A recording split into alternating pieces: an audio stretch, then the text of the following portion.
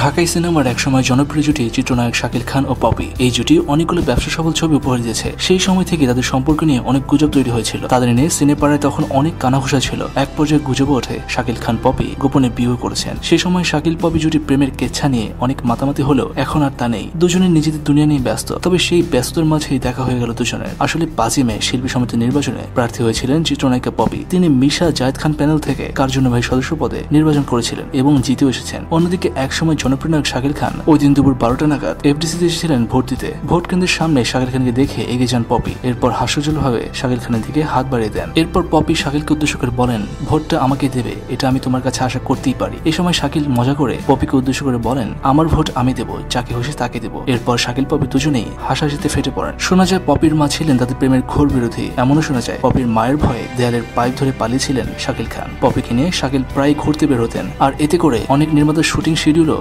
ফাঁসিয়েছেন তিনি। এসব কারণে মিডিয়া ও সিনেমা পাড়ায় শাকিল খানের ইমেজের ভাটা পড়তে থাকে। পরবর্তীতে একসময় হারিয়ে যান শাকিল। পপি শাকিলের মতো হারিয়ে না গেলেও পরে কোনো বড় নির্মাতাই তাকে নিয়ে কাজ করতে চায়নি। দর্শক, আপনার কি শাকিল খান ও পপির জুটি ভালো লাগতো? যদি ভালো লেগেই থাকে তবে তাদের কোন ছবিটি আপনার এখনো মনে আছে জানান নিচে কমেন্ট সেকশনে। আর পপিকে নিয়ে কোনো মিথ্যা বা ভিত্তিহীন খবরের জন্য নয়, শুধুমাত্র অথেন্টিক খবর জানার জন্য সাবস্ক্রাইব করুন খবর টিভিকে।